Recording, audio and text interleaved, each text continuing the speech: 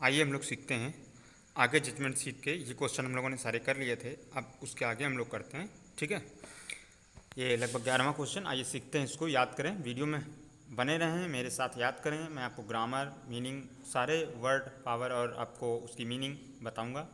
ठीक है, आप देख रहे हैं मेरा channel Chandrayaan Guru with Chandra Prakash Shukla.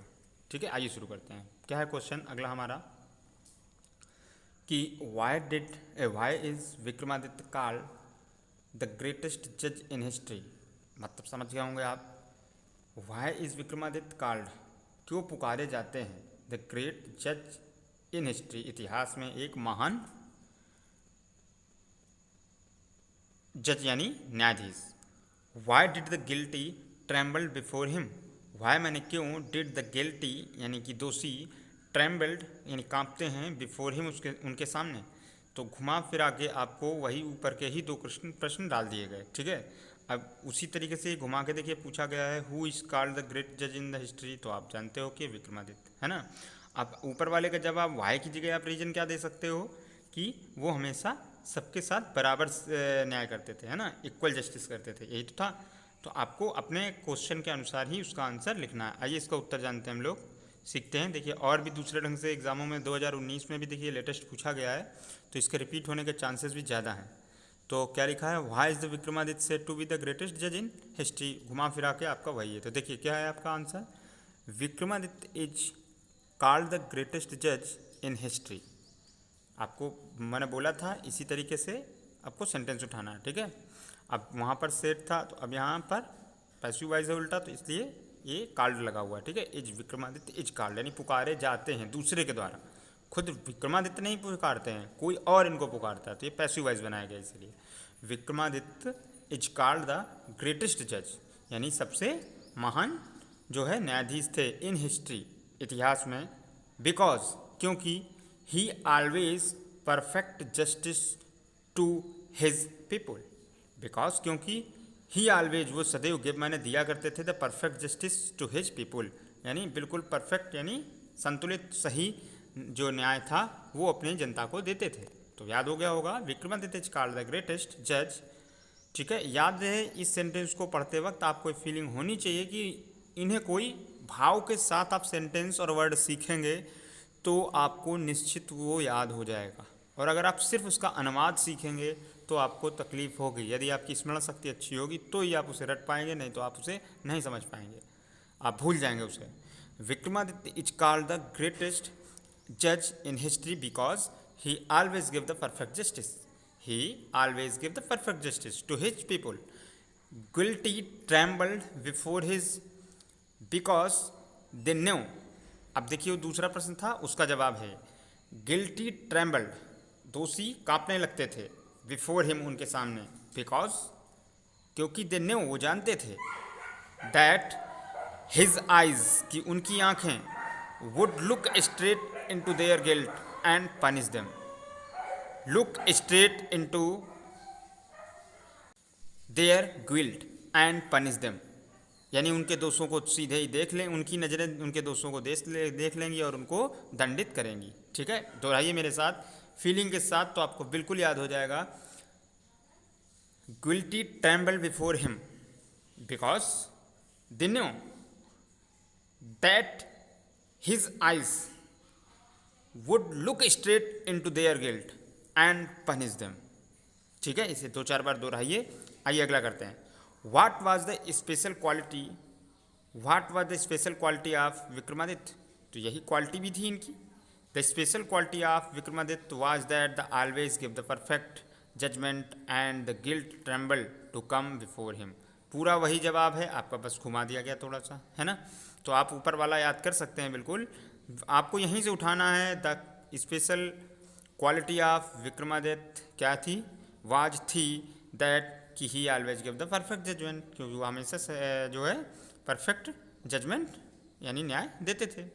Why was king Vikramaditya so famous, Vikramaditya इतने फेमस क्यों थे, तो the king Vikramaditya was famous for his justice, he give perfect justice to his people. बिल्कुल सिंपल है, दोहराइए 2 बार, याद हो जाएगा। आपका आंसर सिर्फ आपको मेन वर्ड इतना ही याद रखना है, फॉर हिज जस्टिस, बाकी आपको तो अपने आंसर से ही क्वेश्चन से ही आपको बना देना है, ठीक है। King Vikramaditya was famous for his justice, he gave perfect justice to his people. उसके बाद अगला है what happened to the palace and the fortress of Vikramaditya after his death. What happened क्या घटित हुआ टू द पैलेस यानी उनके राजमहलों का, द फॉरेस्ट यानी किलों का, ऑफ विक्रमादित्य यानी विक्रमादित्य के, आफ्टर हिज डेथ यानी उनकी मृत्यु के बाद। तो हम लोग सभी लोग जानते हैं वो पूरी तरीके से बर्बाद हो गए थे और क्या हो गया था, टीले में परिवर्तित हो गए थे। तो आइए इसे इंग्लिश में कैसे बोलेंगे, after the death of the Vikramaditya his palace and fortress were ruined. देखिए सब्जेक्ट आपका जो सेंटेंस में था वही उठाया गया, ठीक है। आफ्टर द डेथ यानी मृत्यु के बाद, किसकी, विक्रमादित्य की, हिज पैलेसेस, ठीक है, his palaces and the fortress of the Vikramaditya after his death. इस पूरे सेंटेंस को ही उठाया गया, बस सिर्फ आगे पीछे इसको लिख दिया गया, ठीक है ना। After the death of Vikramaditya his palace and fortress were ruined, बर्बाद हो गए थे, विथ पासेज ऑफ टाइम यानी समय के गुजरने के साथ। The ruin were covered with the grass and dust. The ruined यानी वो, अब देखिए एस लग गया इसमें तो इसको नाउन बना दिया, ठीक है, यानी खंडहर हो गया। रुइंड माने बर्बाद होना और रुइंस माने खंडहर हो गया। द रुइंस यानी खंडहर, वर कवर्ड ढक चुके थे, with the grass and the dust, ठीक है, घास और धूल से। फिर अगला है why did the judgment seat Vikramaditya disappear from the earth. Why did the judgment seat of Vikramaditya disappear from the earth। तो ये भी हम लोग जानते थे कि सारे एंजल्स थे वो लेके धीरे धीरे एक उड़ गए थे आकाश में, ठीक, तभी तो गायब हुई थी। तो इसका उत्तर क्या लिखेंगे हम लोग, the judgment seat of Vikramaditya disappear from the earth because no other king was able to match Vikramaditya in the matter of justice. क्योंकि कोई भी वो बार बार राजा जो थे उज्जैन के वो पवित्र होकर आ रहे थे, परंतु वो इतने पवित्र नहीं हो पाए कि वो बैठ पाएँ, ठीक है, विक्रमादित्य के कंपेयर में यानी तुलना में नहीं हो पाए। तो उत्तर बिल्कुल सीधा सा है, आपका आधा प्रश्न में है और आधा आपको अपनी बात लिखनी है। The judgment seat of Vikramaditya disappeared, गायब हो गई, फ्रॉम द अर्थ, अर्थ से, बिकॉज क्योंकि नो अदर किंग, कोई भी दूसरा राजा नहीं था। मैं आपको बता चुका था कि नो और नॉट का यूज क्या होता है। जब आपका नॉट होता है तो एडवर्ब होता है और नो जो होता है वो एडजेक्टिव होता है, ठीक है। जब नहीं शब्द आपको एडजेक्टिव की तरह इस्तेमाल करना होता है, ठीक है, विशेषण की तरीके, क्रिया विशेषण नहीं, सिर्फ विशेषण की तरह, तब हम लोग क्या करते हैं, नो का यूज करते हैं। नो अदर किंग, कोई दूसरा राजा नहीं था, ठीक है। वाज एबल यानी योग टू द मैच, मिलने का, मिलान करने वाला, विक्रमादित्य, विक्रमादित्य जैसा, विक्रमादित्य के तरीके का कोई भी दूसरा राजा नहीं था। इन द मैटर ऑफ जस्टिस यानी न्याय के संदर्भ में, मैटर का मतलब तो वैसे पदार्थ होता है, लेकिन यहाँ मैटर का मतलब क्या होगा, इन द मैटर ऑफ जस्टिस यानी जस्टिस की संदर्भ में या जस्टिस के पक्ष में, ठीक है, के मामले में आप बोल सकते हो, बोलते हैं ना मैटर हो गया है। तो उसके बाद अगला है what do we know definitely about the Vikramaditya. Do you know anything definite about the Vikramaditya?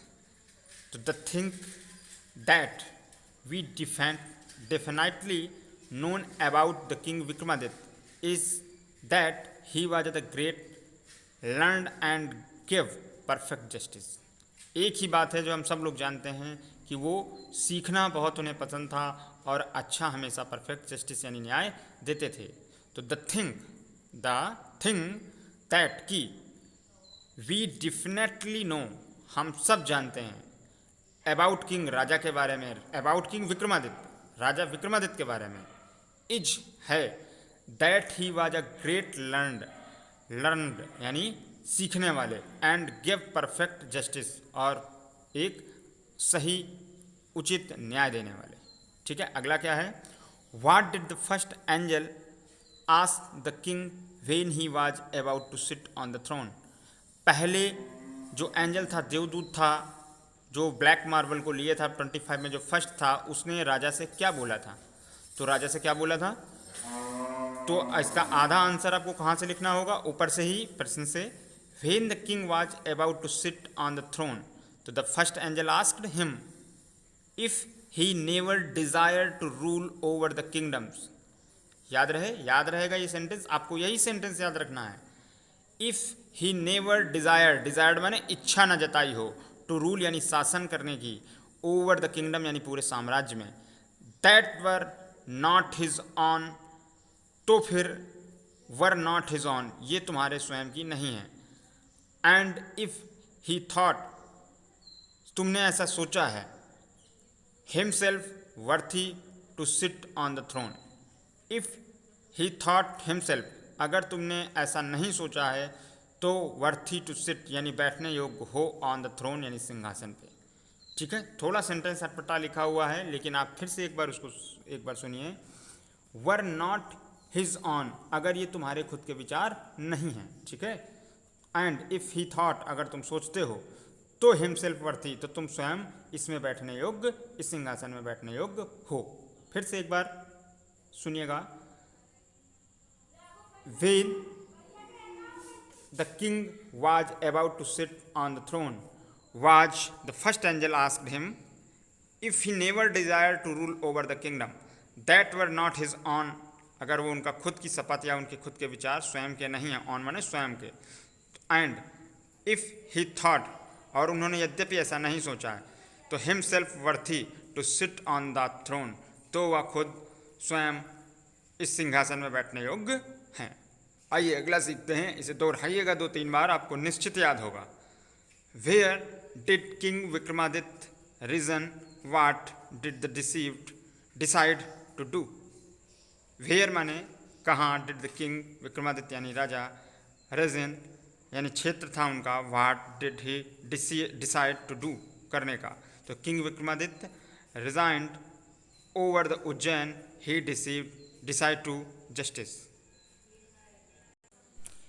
ठीक है, तो इस रेजिन का मतलब क्या होता है आपका, क्षेत्र या राज्य, साम्राज्य। ध्यान रखिएगा, इसको रेन पढ़ते हैं हम लोग।